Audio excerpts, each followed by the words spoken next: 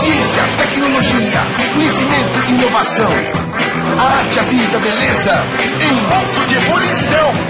Ponto de ebulição. Ponto de ebulição. Sarampo, malária, tuberculose, varíola. Essas doenças já mataram milhões e milhões de pessoas. Mas a humanidade sobrevive. Graças à ciência, uma vacina aqui, outra ali, e se consegue controlar o que antes parecia incontrolável. Inimigos invisíveis que ameaçam. Ponto de Ebulição vai falar sobre epidemias. Rio de Janeiro, metade do século XIX. Capital do Brasil, vitrine para o exterior. Porta de entrada de turistas, negociantes e imigrantes. Mas algo assustador pairava sobre esta cidade. A febre amarela.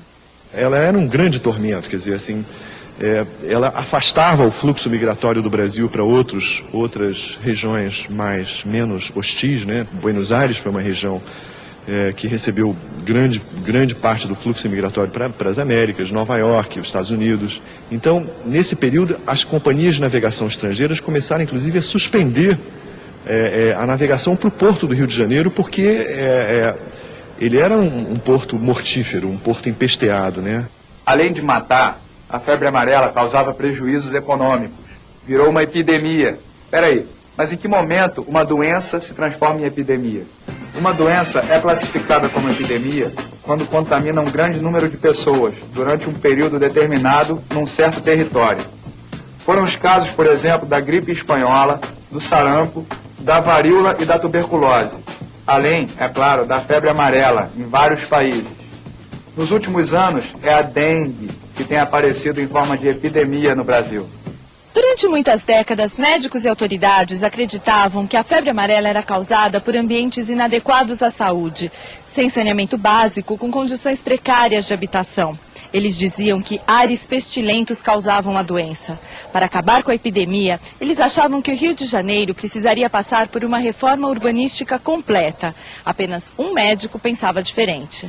Era Oswaldo Gonçalves Cruz, paulista formado em medicina aos 20 anos de idade e recém-chegado de uma temporada de estudos no Instituto Pasteur de Paris. Como diretor-geral de saúde pública, cargo equivalente hoje ao de ministro, ele tinha como desafio combater as epidemias que assolavam o Rio de Janeiro. A peste bubônica, a varíola e principalmente a febre amarela.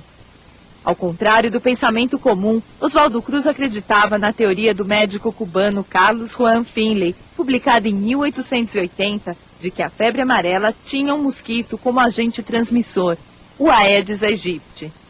Com o mosquito por perto, de nada adiantaria melhorar as condições de higiene para combater a doença. Essa teoria ela ficou questionada, digamos assim, num certo limbo científico por 20 anos, quando os americanos que tinham ocupado Cuba e que estavam levando uma surra da febre amarela em Cuba, e aí eles resolveram então testar a teoria do Finley e verificaram rapidamente que ela era uma teoria verdadeira. Mas Oswaldo Cruz nunca teve dúvidas sobre o papel do mosquito na disseminação da febre amarela. A primeira vez que se pôs em prática a teoria do Finley numa cidade, assim, como teoria norteadora das ações de saúde pública, foi no Rio de Janeiro, sob a batuta, sob o comando do Oswaldo Cruz. Essa sala foi o laboratório de Oswaldo Cruz a partir de 1910. Oswaldo Cruz é um nome que todo mundo já ouviu falar, mas nem todo mundo sabe da real importância que ele teve. O trabalho que ele fez foi a base para que se pudesse começar a resolver o problema das epidemias no Brasil. Ele isolou os doentes dos mosquitos, cobriu-os com mosqueteiros de filó e colocou telas nas janelas. Se o inseto não picasse as pessoas infectadas, deixaria de disseminar a doença. Primeiro era isolar o doente do mosquito e depois fazer o combate ao mosquito e impedir que ele picasse as pessoas saudáveis. E em terceiro lugar, você evitar que nos intervalos entre os períodos epidêmicos, que eram os verões, que houvessem casos isolados que permitissem que, digamos, o reservatório, do vírus, entre aspas, sobrevivesse.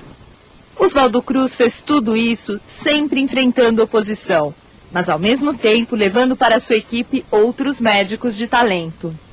O Oswaldo Cruz ele foi muito menos um cientista e muito mais um cara com uma grande habilidade política e uma grande capacidade de nuclear pessoas talentosas.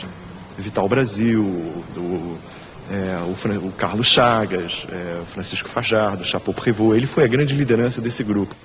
Em 1908, a febre amarela foi considerada extinta no Rio. 3 décadas depois, novos surtos aconteceram. Desde 1929, as vacinas estavam sendo testadas, mas só a partir de 1937 começou a vacinação em larga escala. Oswaldo Cruz também trabalhou contra outras epidemias no norte do país. Apesar do sucesso das medidas que implantou, a malária ainda é um grande problema de saúde na região. Eu acho que existe uma coisa que é o grande denominador comum entre essas épocas todas, que é a incapacidade das elites brasileiras, nos vários tempos, e as várias elites, de enfrentar sinceramente, né, a questão da pobreza, da miséria, da desigualdade social, que é uma eterna geradora, né, de doença. E quem já viajou para o norte do Brasil sabe, tem que tomar vacina contra a febre amarela e a malária. Essas vacinas são fabricadas pela Fiocruz, fundação que ganhou o nome de Oswaldo Cruz. Lá, são produzidos por ano 200 milhões de doses de vacinas. Além de ciência, a Fiocruz guarda a história. Este é o prédio central da Fiocruz, fundado em 1900. É o único edifício de arquitetura neomourisca existente no Rio de Janeiro. O elevador é o mesmo desde 1909.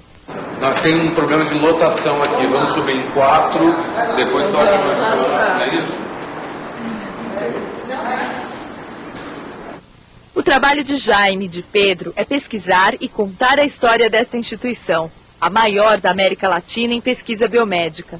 Eles reuniram documentos e material para reconstruir a trajetória dos 44 anos de vida e trabalho de Oswaldo Cruz. O Jaime disse que se apaixonou pelo assunto, mas vocês nem imaginam o quanto. Para nossa visita, o Pedro, que é coordenador de museologia aqui do Museu da Vida, separou alguns objetos do Oswaldo Cruz para mostrar para a gente. E entre eles, um diário do Oswaldo Cruz que o Jaime não conhecia e ficou super empolgado. É um diário de laboratório do Oswaldo Cruz, feito à época em que graçou a epidemia de cólera. Ela irrompeu inicialmente em Santos, em 1893, e o Rio de Janeiro não tinha ainda um laboratório bacteriológico do porte daquele que São Paulo tinha, oficialmente, né? Então, os exames bacteriológicos que eram feitos para respaldar as ações de saúde pública eram em laboratórios que esses médicos tinham nas suas casas. E aqui está registrado exatamente isso. Primeiro, um objeto manuscrito, né? Você tem ali a caligrafia do Oswaldo Cruz. Segundo, ele aborda um período da vida do Oswaldo Cruz também que é anterior à vinda dele para a direção do Instituto. Então também é um período, digamos assim, primitivo. E um documento em si guarda sempre uma aura muito grande, um documento original, né? Além deste diário, que pela primeira vez está sendo mostrado numa reportagem, outros tesouros podem ser vistos aqui. Objetos de laboratório, o microscópio que ele fazia uso. Nós temos um formigueiro que é o último trabalho experimental no qual o Dr. Oswaldo Cruz estava debruçado um pouco antes de adoecer e abandonar as atividades no Instituto. A história do Oswaldo Cruz ainda está viva. A Fiocruz mostra que passado, presente e futuro podem estar no mesmo lugar. É a ciência pronta para a gente conhecer e entender. A ciência é parte do nosso patrimônio cultural e merece que locais como esse, institutos como o nosso, abram suas portas e apresentem esses conteúdos da ciência, que muitas vezes são conteúdos duros, né, difíceis de compreender pela grande parte da população, mas quando tratados a partir de uma linguagem museológica, preocupada exatamente com a transposição de um conteúdo duro para uma coisa que seja palatável, agradável e divertida para a população, eu acho que esse é um trabalho muito, muito importante. A questão da desmistificação do processo de fazer ciência, colocando a ciência no patamar da vida social, quer dizer, como parte integrante da sociedade, o cientista como um homem que tem história, que tem paixões, que sofre essas tensões, que é fruto de um tempo no qual ele está inserido. No próximo bloco, a tuberculose ainda pode ser considerada uma epidemia, mas pode ser curada por uma vacina brasileira. Se liga aí.